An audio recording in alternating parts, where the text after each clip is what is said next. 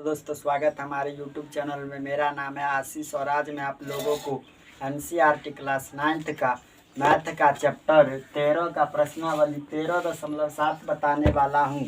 इससे पिछले वीडियो में मैंने आप लोगों को प्रश्नावली 13.7 का क्वेश्चन नंबर 2 तक बता दिया था। तो चलिए आज हम क्वेश्चन नंबर 3 देखेंगे। तो चलिए स्टार्ट करते हैं। क्वेश्चन नंबर 3 क्या कहता है, एक शंकु की ऊंचाई 15 cm है। यदि इसका आयतन 1570 cm क्यों है तो इसकी त्रिज्या ज्ञात करें। प्रश्न क्या कहता है कि एक शंकु है, उसकी ऊंचाई है 15 cm और इसका आयतन है 1570 cm क्यों। शंकु का आयतन दे दिया है, ठीक है। तो हमको निकालना है इस शंकु का त्रिज्या। तो देखिए कैसे बनाएंगे इसको। क्या कहता है प्रश्न में, शंकु का आयतन बराबर, शंकु का आयतन का फॉर्मूला क्या पढ़े हैं, 1/3 पाई आर स्क्वायर एच। शंकु का आयतन का formula 1/3 pi r square h होता है और शंकु का आयतन दिया गया है हमको प्रश्न में 1570। तो यहाँ पर क्या लिखेंगे, 1570। इधर क्या है, 1/3 है, पाई का मान दिया गया है कितना, 3.14। तो पाई का मान क्या लेंगे, 3.14 आर स्क्वायर। तो आर का मान हमको पता है कहीं पर, वो तो हमको निकालना ही है। आर स्क्वायर के जगह पर आर स्क्वायर लिखेंगे एच। ऊंचाई कितना है, एच का मान 15 cm। तो एच के जगह पर 15 कटेगा, सबसे पहले दशमलव उड़ाएंगे तो क्या होगा, बट्टा में 100। दशमलव के बाद जाएगो संख्या, उतना जीरो होता है। तो दशमलव के बाद काय गो संख्या है, 2 गो। तो 2 गो जीरो हो गया, कटेगा 3 से, 3 5 15 कटेगा, 5 से कटेगा 100, 5 गुना 10 0 20 और 2 से कटेगा कितना मरतबा में 157, 2 दाई के 20। तो इधर क्या बचा है 1570, इधर क्या बचा है 1570 और 157 और आर स्क्वायर बचा है ऊपर में 157 गुने आर स्क्वायर। अब बट्टा में क्या है, बट्टा में है 10, बट्टा में 10 कर देंगे। 1570 के बट्टा में कुछ नहीं तो क्या रहता है, 1 रहता है ना। अब देखिए ये 157 से 1570 कटेगा कितना मरतबा में, 10 मरतबा में। 157 दाई के कितना होगा 1570। अब यहाँ से क्या करना है कि क्रॉस मल्टीप्लिकेशन करना है। तो आर स्क्वायर को 1 से गुना करेंगे तो क्या होगा, आर स्क्वायर, और 10 को 10 से गुना करेंगे तो कितना होगा, 10 दाई का 100, 10 दाई का 100। इधर आर, जब ये स्क्वायर इधर से उधर जाएगा तो क्या होगा, रूट में। स्क्वायर वाला उधर जाएगा तो क्या होगा, रूट में। तो इधर क्या होगा, आर बराबर 100 का वर्गमूल कितना होता है, 10 cm। यही आपका आंसर हो जाएगा। हमको निकालना था इस शंकु का त्रिज्या। तो त्रिज्या का मान कितना आ गया, 10 cm। एक बार इसको फिर से रिपीट करते हैं। क्या कह रहा था प्रश्न में, एक शंकु की ऊंचाई है 15 cm, ठीक है। यदि इसका आयतन 1570 cm क्यों है तो इसकी त्रिज्या ज्ञात करें। शंकु का आयतन आपको दे दिया है कितना, 1570 cm क्यों। तो हमको इसका त्रिज्या निकालना था। तो जो दिया रहता है उसी से चलना है। शंकु का आयतन दिया था 1/3 पाई आर स्क्वायर एच, ये फार्मूला होता है। शंकु का आयतन दिया गया है 1570।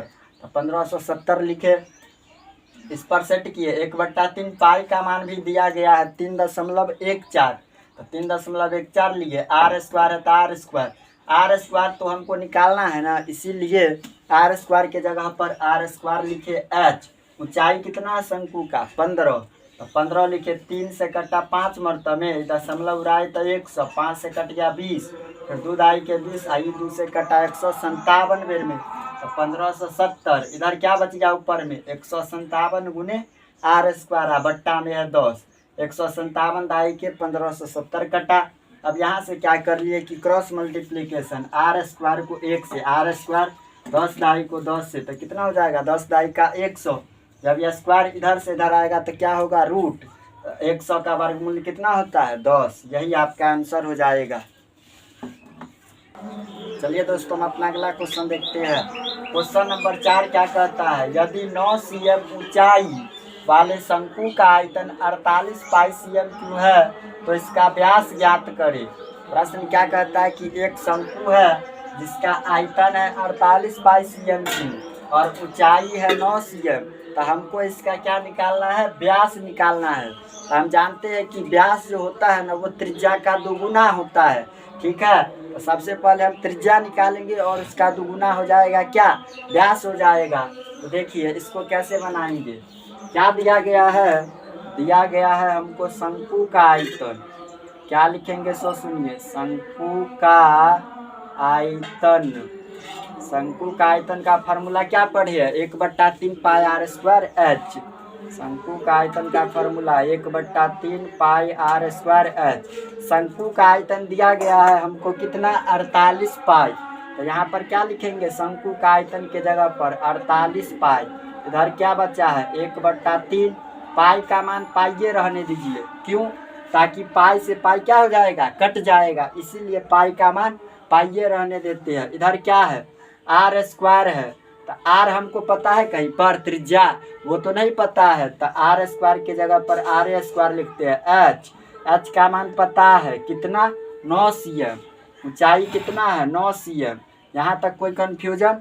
अब देखिए कटेगा 3 से, 3 तिया 9 कटेगा, 3 से 48 कटेगा, 16 तिया 48, ये पाई से पाई कटेगा, है ना, पाई से पाई कट जाएगा। तो इधर क्या बचा, 16, इधर क्या बचा है, आर स्क्वायर। तो जब यह स्क्वायर वाला इधर आएगा तो क्या होगा, रूट होगा, तो इधर हो जाएगा √16, इधर बचेगा आर। √16 का मान कितना होगा, 4। 16 का वर्गमूल क्या होता है, 4, इसीलिए आर बराबर कितना हो जाएगा, 4 cm। तो ये क्या निकला, त्रिज्या। लेकिन हमको त्रिज्या नहीं निकालना है, हमको निकालना क्या है, व्यास। तो क्या लिखेंगे सो सुनिए, व्यास जो होता है ना, डी, व्यास जो होता है वो त्रिज्या का क्या होता है कि दुगुना होता है। तो क्या हो जाएगा, 2, आर का मान कितना निकाले हैं, 4, तो 4 दूना कितना हो जाएगा, 8 cm आंसर। हमको निकालना था व्यास, तो व्यास कितना आ गया, 8 cm। एक बार इसको फिर से रिपीट करते हैं। क्या कह रहा था प्रश्न में कि यदि 9 cm ऊंचाई वाले शंकु का आयतन 48 पाई cm क्यों है। शंकु का आयतन दिया गया है कितना, 48 पाई cm की, तो इसका व्यास याद करें। तो सबसे पहले हमको त्रिज्या निकालना पड़ेगा तब ना व्यास निकलेगा। तो क्या किए कि शंकु का आयतन के फार्मूला से ही गए, 1/3 पाई आर स्क्वायर एच। यहाँ पर आयतन दिया गया है 48 पाई, तो 48 पाई लिखे, यहाँ पर पाई का मान पाई ही लिए, क्यों, ताकि पाई से पाई क्या हो जाएगा, कट जाएगा, है ना। तो यहाँ पर 3 तिया 9 कटा, पाई से पाई कटा, और 3 से 16 मरतबे, तो इधर बच गया 16, इधर बच गया आर स्क्वायर। तो जब ये स्क्वायर वाला उधर जाएगा तो रूट, तो त्रिज्या का मान आ गया कितना, 4 cm। तो व्यास होता है त्रिज्या का दोगुना, तो 4 दूना 8 cm आंसर हो जाएगा। चलिए दोस्तों हम अपना अगला क्वेश्चन देखते हैं।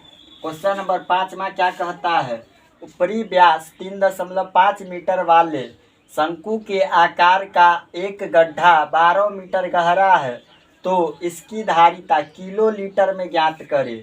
क्या कहता है कि एक गड्ढा खोदा गया है, ठीक है, 3.5 मीटर गहरा गड्ढा खोदा गया है, ठीक, तो 12 मीटर गहरा है ना, अब व्यास है 3.5 मीटर। तो हमको क्या कहता है प्रश्न में कि इसकी धारिता किलो लीटर में ज्ञात करें।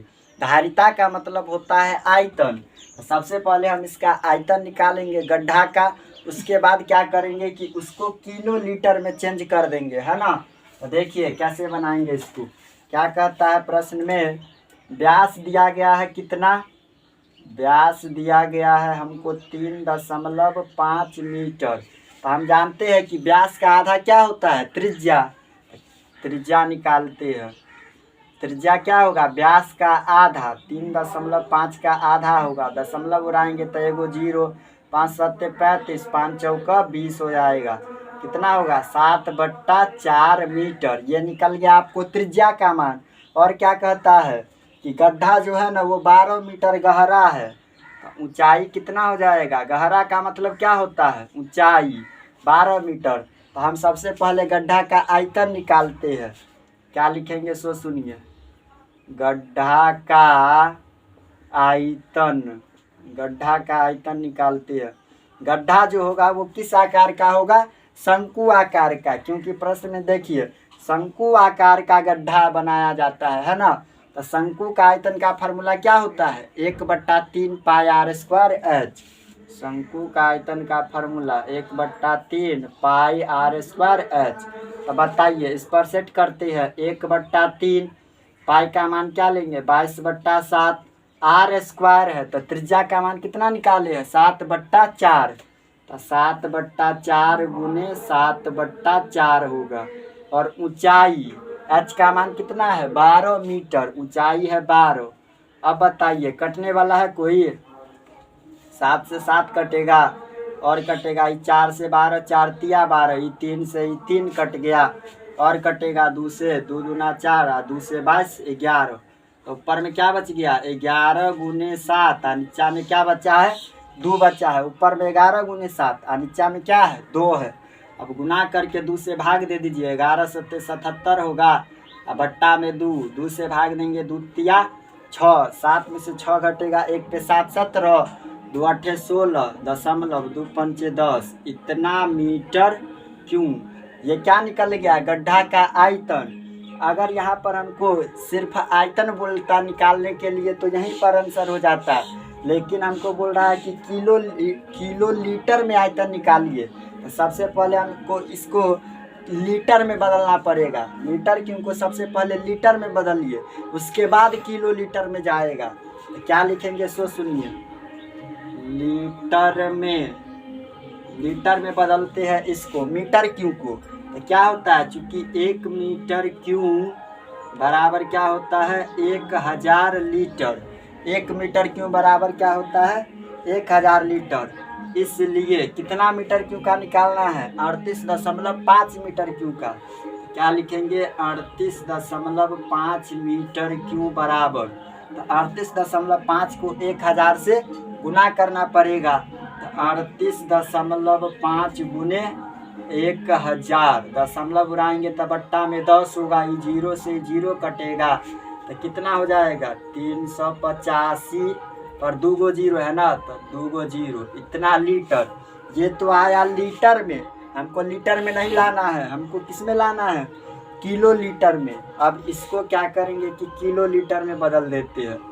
किलो लीटर में केएल का मतलब क्या होता है? Kilo litre. तो कितना आया है? 38,500। 38,500। तो कितना से भाग दे देंगे किलो लीटर में बदलने के लिए? 1000 से। इसमें 1000 से भाग दे देते हैं।